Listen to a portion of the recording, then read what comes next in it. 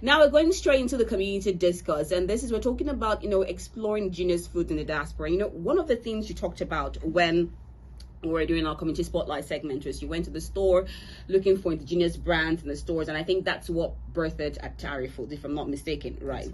But the problem is nobody say it's not really easy like that, right? I mean, you're talking about the ingredients. When I started the show, I said for every Nigerian, when you're coming, the first thing you're packing, one of the major things that they tell you to pack your ingredients, because it's not easy. And there's no how you can make indigenous food without having the indigenous ingredients. Like, how you go take work now? So what are some of the challenges in having indigenous foods in the diaspora? That's a good question. Well, I should start by saying that it's getting better. Okay, right? Compared to before, right? It's not all doom and gloom, right? And the government of Canada has made it, especially for us food businesses that have like the right kind of licensing, to be able to bring certain ingredients in. So that's been really, really helpful. But again, the source also matters, right? Like you're not going to Balogu markets to buy something. It has to be you just see back home at Balogu market. Yeah, it has to be processed in the right environment, the right facility, processed in a very, very clean way. So I would say that it's gotten better. But I think for the average person, we have a lot more African stores now, so you can go into African shops. And I think food blogs have also provided a lot of education in terms of like substitution. So a lot of things that we think is local to us. Do you know what amonotutu is? No. It's a vegetable. Okay. It's like amaranth grains. Like we call it grain in Nigeria, tete. So that's like one vegetable that we share with the Asians. Oh. Yeah. So you can actually walk into an Asian store sometimes and find those fresh vegetables. You can find ewedu, as an example, like fresh ewedu from the Asian market. So in some instances, you have to substitute, or you have to find very, very close substitutes. But I think in terms of like bringing in the authentic local, we have a lot more African shops now. We have some easier ways to ship food directly from back home. So I think those things have really helped improve kind of like the state of our indigenous ingredients. They're really good about indigenous ingredients. Because when you talked about substitution, I'm like, when you substitute it, it's not still, it be like, but it not still be like, right? And so we're not really getting that deep, because if there's anything, like personally, when I go to some restaurants, like if I'm tasting their food, I know that they're trying, but I'm not still like, it gets something where they miss for years. It's not like I'm not getting that deep taste. Like locals, I'm not getting. There's a taste I'm looking for, an ingredient I'm looking for. And I've spoken with some of them, and they said it's not hard shipping all these things down. I wonder if probably anyway it's not possible. We can't grow. I mean, you do agriculture, but we can't grow these things here. Like there's some of our ingredients we can't have here. Yeah, some things we can. Like so I have a garden. Some I grow things like ewedu, shoko. Ewedu. Wow. Yeah, it takes a lot of work though. Thank you for saying that. Especially in Saskatchewan. But then you have some Nigerian farmers now that are starting out in Ontario, starting to grow things like bitter leaf and ugu and all of those things. So the community is coming, the community is growing, but fresh ingredient, Canada is far. So it's very difficult. By the time you ship fresh ugu from Lagos and it reaches you in Saskatchewan, you would have turned to dry ugu.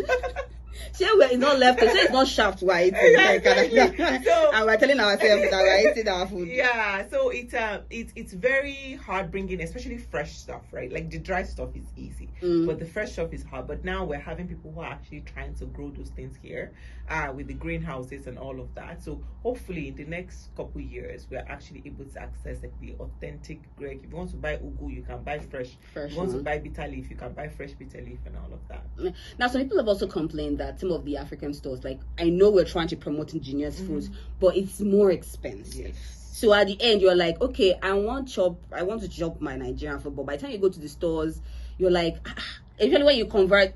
I know some people are still doing conversion, but don't be doing conversion. Yeah. But like, don't you see that as a problem? I think I've had a few posts online about this before, and it starts with us. So you see that high price that you see at the store, it starts with us. We often do not have a sense of community as a people, right? We don't. So I know of a friend who has a store, and I'm just going to use that as an example. She said that there's another community that is getting into selling our food. Oh. Very much. and they will say to our people that have African soil that their goal is for the African soil not to exist, because they will price them out. There's actually an intentional blueprint of having, because they know that we are not necessarily people loyal, we're price loyal. Right? And if somebody else from a different community will not go to an African shop to buy something that their community man is selling. Never. It's just not something they will ever consider. But for us, if it's $1 cheaper, we'll go to the other. But can you blame Nigerians for that? I mean, it starts with us though, because we don't come together. So if you have a shop, I have a shop, person D has a shop, we can all come together and buy for cheaper. But as a community, we don't have that trust of let me join body with all of these people so that we can also buy for cheaper and make it. But is it about even join body? I know I'm not deep into the business, but I believe that when you're shipping things in bulk, there's no how you still, like, there will still be profit. But we're still very individualistic in our approach. Okay. So if you're shipping a container, it might cost you 3K for the entire 40-foot container. But if you're shipping one pallet on that container, it might cost you 2K. Oh, okay. Right? So you imagine a container that can take 20 pallets. If all of us should come together, it will cost each of us maybe $200 for each of our pallets. But if one person is just like, it's just me, I'm just shipping my own pallet, it costs them 2K.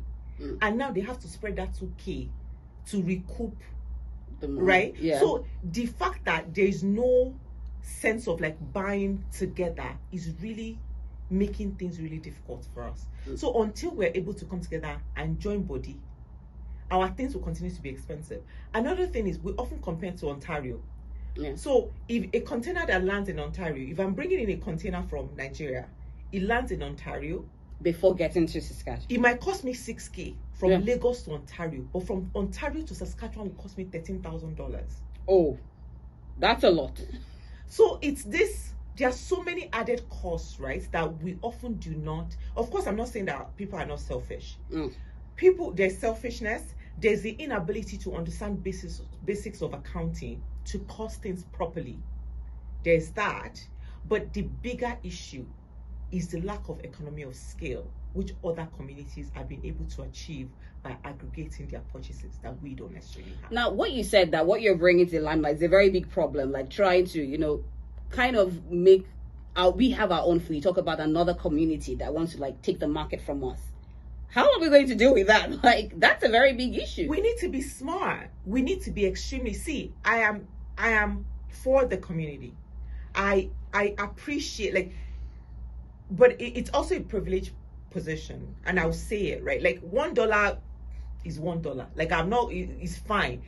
I know that the average person or the person who works, who counts every cent, right, is probably not able to say, oh, it's $1, I can just eat it. Yeah. Right? So, like, right, just imagine students now, imagine the school fees, exactly. And you see something of $5 cheaper, you definitely go there. Exactly. So I know that it's a privileged position to be in, but I also think that as a community, we need to be smarter in how we approach things. So if you see that the other shop is selling sardine for $2 and your African sister is selling it for $2.50, say, auntie, I don't know if it's possible, but let me tell you, 10 of my friends are going to that shop to buy it for $2. So maybe, let's start having the conversation. They can shut you down. They can tell you to shut up. Because I was about to say that they will shut you down. Yes, they can. But at least you know that you've done your part. So do what is within your power to have those open conversations or honest conversations. And she might tell you, oh, me too, I'm going to that place to go and buy it to resell. And then you're like, then I don't have a reason to come to your store. How can you possibly find who the main supplier is, come together with somebody to meet their MOQ, right, and be able to share? So I think we just need to have an open, honest conversation as a community and understand that if we all have the skin in the game, it can only get better. Now, first of all, it's getting hard for us. You're miles away from the source, from the ingredients. That's another issue. And then, so we're talking about the ingredients, getting it is not necessarily fresh. There's the problem of authenticity of our indigenous foods. And there's also the problem of distance. So you're paying money for it. So definitely the money will somehow enter the price of foods. But we're looking at how we can thrive here. Talked about the fact that most Canadians, people who are not Nigerians, because everybody's literally Canadian right now. But people who are not Nigerians, they'll be like, oh, I want to try this food. And we're talking about, exposing indigenous food to the global arena. I mean, that's why you started Atari Foods. We have the atasu, we have the jollof now, and all of that. Can it really thrive? Because I'm sure that you're facing challenges in your business. Can it thrive in the Western world? Let's even start with Saskatchewan. That is that's a loaded question. Okay. That's very, very loaded question. Can it thrive? Yes. Do we have the right structures for it to thrive? No. So I think those two things are different. I don't know how much you know about gastro diplomacy. No. So gastro diplomacy is when a country decides that we want our food to be international. Like they did it for Thai cuisine. Nobody was eating Thai food. But the government decided to invest in all of these chefs, all of this restaurant. You want to start a Thai restaurant in Regina? Here's $1 million. Educate people, let them know what we're about, right? And that will translate into an expansion of our industry. That will translate. So we don't have that structure. When you say we, Nigerians. Nigeria itself, wherever you are, Nigeria will happen to you. You didn't need to anyhow. You didn't say you want someone. Exactly. So we don't have that. We don't have that avenue for gastro diplomacy. We don't have the education pathway. Of course, it's not that we don't have the funding, but the people that are getting the money, they are not using it for what they're supposed to be using it for, right? Because, I've had conversations that somebody is like, oh, do you know that there's an incubator in Lagos? I said incubator where if you want to start your food products, they can help you do testing. They can help provide you with machinery. I said, where? I've never heard of it. I've never heard of this industry for a very long time. So those things exist, but the people that are benefiting from it, they are very, very few, right? So I think that we need that. There is a market for our food, but education is expensive. Getting people to understand what a cuisine is about, doing it the right way is very, very expensive, and it doesn't come from private industry. So we need that intervention. And when it comes to funding too in Canada, people will look at you and say, you're niche. I'm like, this is not niche. This is a food that is consumed by over 200 million people. There are millions of them in North America alone. I can go to the store and find 10 different brands of pasta sauces that are competing for the same customer. I'm bringing something new, but it's still, we can't fund it because you're niche. So there are complexities, but I think there's a market for it, but it's just an expensive thing to do. Luckily enough, you are leading the way somehow. We can go to the store right now. If you don't, I'm trying. You're trying. Well, one step at a time. You're taking the lead, and others can follow. But at least you can go to the store. I mean, Sobeys, right? Yes, so we're in Sobeys, but I still, we're starting small in a few Sobeys. We're not spread out yet. Again, inventory is expensive, but the first place to look for us is on our website, atarifoods.com.